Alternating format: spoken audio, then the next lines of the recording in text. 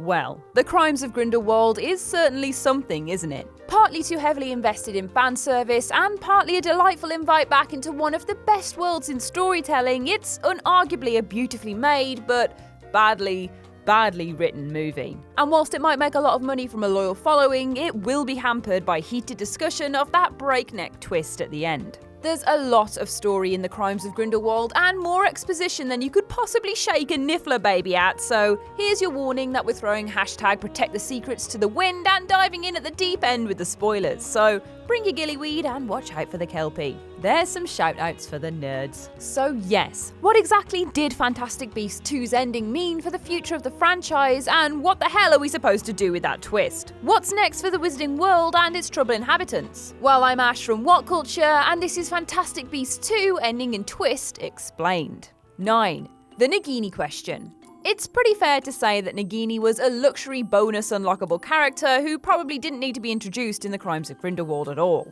She and Professor McGonagall's brief cameo are the most egregious and unnecessary fan service in the whole thing, and though there might be some important plans for both, they were no more than distraction and flashy moments here. The best thing that Nagini's presence brings is how exactly we're going to see her tie into Voldemort by the time Harry Potter rolls around, and whether she represents the key to Tom Riddle's potential involvement in the Fantastic Beasts movies. We know that Riddle and Grindelwald, as big bad buddies, had some familiarity, as the latter called the former Tom when he came to slay him. So all that remains now is plotting out the steps to get them together. Could our favourite Snake Lady Nagini be the key to that? Could Grindelwald recognise her value as a weapon in subsequent movies, and could Riddle be drawn to her for the same reason he makes Horcruxes of items belonging to the Hogwarts founders? Because she becomes of equal importance to Grindelwald, who will become Riddle's inspiration? Who knows? She's slithering around anyway. 8. Queenie Defected. The romance between Jacob and Queenie could have well gone stale very quickly and had no reason to continue in the Fantastic Beasts sequels unless it was fleshed out. So to Rowling's credit, she used Queenie's disillusionment with the Wizarding World's intolerance of relationships with Muggles as the fertile ground to plant a seed of radicalisation. In a surprising move, Queenie fell for Grindelwald's seductive manifesto of freedom, that is, assuming his policy on autonomy would overrule his policy on Muggle slaying, and she stepped into his inner circle. And while Credence is a greater weapon in his arsenal, Queenie is also very useful to him because of her powers. Even right at the end of the movie, we got a glimpse of that value when she told Grindelwald what Credence was feeling and how best to approach him. Fundamentally, Queenie is very dangerous because she can tell her new master everything his enemies are thinking. No plans can evade her, no intentions, no secrets at all in fact. And information is arguably even more powerful against powerful enemies than magic. She was just a key and asset to Grindelwald as Credence, even if her character was butchered in the process with non-consensual love charms on her partner. No means no, Queenie. 7. Grindelwald has more followers. In the Crimes of Grindelwald, we got to see Grindelwald's equivalent to the Nuremberg Rally, set within the Parisian graveyard where he rallied his existing supporters as well as those interested in his manifesto. This was no show of power nor a coercion of force. Instead, Grindelwald used a tinderbox to whip up emotions until one follower stepped out of line and forced an aura to kill her, unwittingly giving the Dark Wizard the propaganda he needed without even raising his wand. That one act of killing will end up being a fuse to ignite more and more followers to fall under his control. The wizards in attendance will tell the story of how the auras killed a witch unprovoked as Grindelwald simply attempted to spread his word. They were innocent and the Ministry were the enemy. It's a genius ploy and one that will bring him far more followers than any act of violence he could have ever conceived of. In other words, come Fantastic Beasts 3 is going to have a far bigger army of zealous supporters. 6. Dumbledore has the blood oath. The idea of a blood oath that literally takes little bubbles of blood and makes them dance and live together inside a vial to remind the oath swearers of their bond is a new thing to the movie series, but it is one that allowed for a MacGuffin that added depth to the Dumbledore/Grindelwald dynamic. Frustratingly, it would have been far better if it had turned out that Dumbledore had truly intended for Newt to use a Niffler to take the oath vial all along. That would have fit in with this being a Fantastic Beasts film, fundamentally, and it would have fit in with Newt working out that Dumbledore sent him to America in the first place for a secret reason.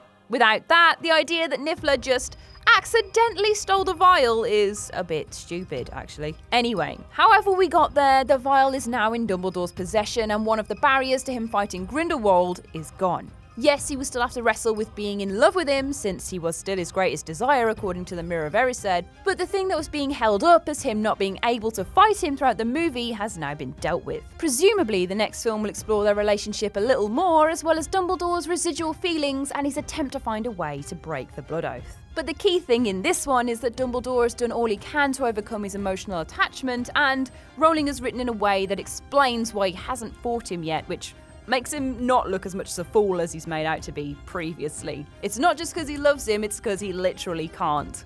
5.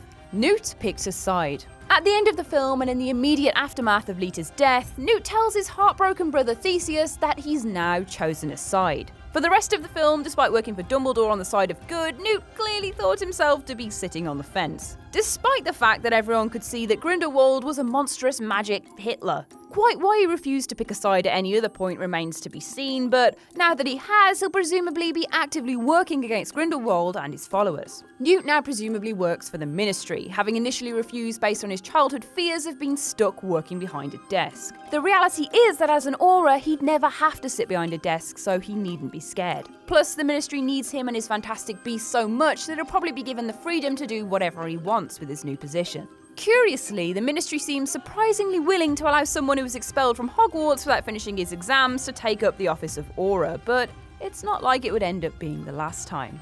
4. Credence is Aurelius Dumbledore.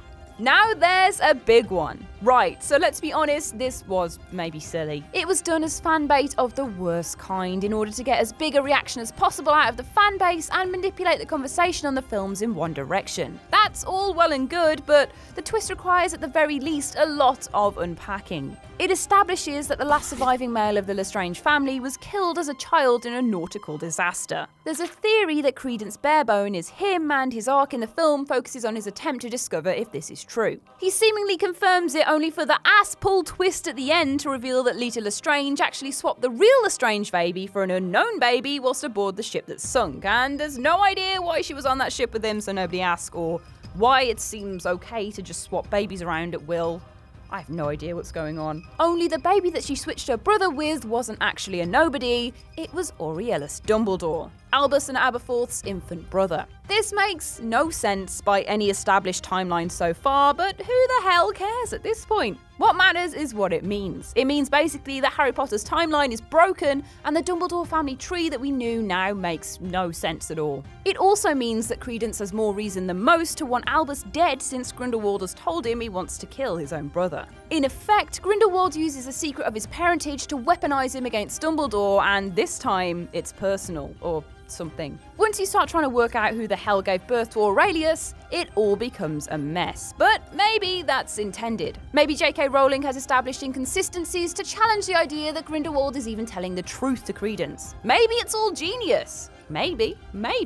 3. There's probably a second twist coming. Right now, there's no actual confirmation that what Grindelwald says to Credence is in fact the truth. And if you look at the timeline issues that his existence causes, you might start to wonder whether this isn't all an elaborate ruse to weaponize Credence against Dumbledore. After all, we didn't see any confirmation from Albus that the story of his brother is even real, and it wouldn't exactly be nice of him to wipe him out of memory. So, let's assume that it doesn't make sense because it's not true. There's still more evidence to suggest that it's impossible. For Aurelius to be a Dumbledore, he'd have to be the offspring of either Percival or Kendra. Percival died in Azkaban in some time later than 1890, and Kendra died in 1899. Right now, Credence's birth date is established on the Harry Potter wikis as 1901, and the Fantastic Beasts 2 script states that the ship he's on sailed in 1901, so he can't have been Kendra's. The only logical assumption is that he was born to Percival and another woman in Azkaban, because the prison's rules on prisoners boinking were lax enough to allow it. But even then, Ezra Miller stated that Credence was 18 years old in Fantastic Beasts and thus had to have been born in 1908 or 1909. For him to have been born in 1901 or before to fit the Dumbledores being alive, he'd have had to have been 27 or older during Fantastic Beasts. And that's impossible since he's still living with his abusive adoptive mother in the first film and is definitely not a fully grown adult. So something is up here. Either Grindelwald lied or the timeline is ruined, or Percival Dumbledore didn't die in Azkaban as suggested and he escaped and had a child later than we assume. The most fitting and elegant solution that doesn't mean all of this writing is broken, however, is that Grindelwald has invented the Aurelius Dumbledore story. Sadly, the problem with that is that a phoenix appears to Credence, basically confirming that he genuinely is a Dumbledore. But that doesn't mean there's not probably going to be a second major twist for this even to be possible. It's just what that twist is going to be that is confusing right now, as well as everything else. 2. Is that Fawkes? So part of the whole Credence thing is that a phoenix will appear to any member of the Dumbledore family in need. Except Albus Dumbledore when he's literally dying of a curse, even though Fawkes' tears can literally heal fatal injuries. And that's how we know Credence is Aurelius for certain. The suggestion now, of course, is that his phoenix is Fawkes, since phoenixes are super rare and there isn't another one kicking about by the time Dumbledore has Fawkes in the Potter timeline. Presumably at some point in the future, Fawkes will align himself with Albus when he's in need. No prizes for guessing, that will probably be when he's fighting Grindelwald. It would be much too much for a second phoenix to manifest for Albus when Aurelius already has his. Unless Rowling is planning some unbridled phoenix on phoenix action at some point. God knows what she's capable of as a writer now, to be honest.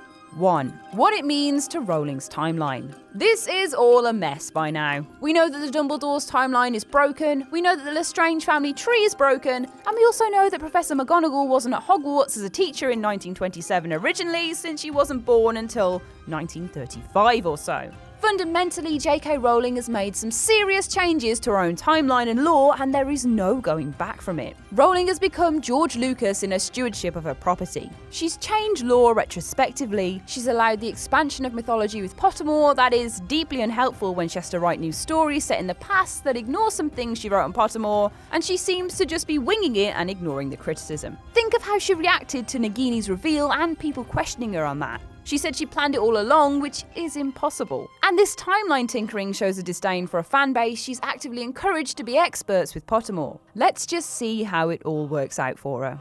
And that's our list. What do you think about the latest movie? Is it a hit or is it a miss? Share your thoughts in the comment section below. I've been Ash and this has been What Culture. Make sure to subscribe to the What Culture YouTube channel for more lists like this. And don't forget to visit whatculture.com for daily news and articles. Thanks for watching.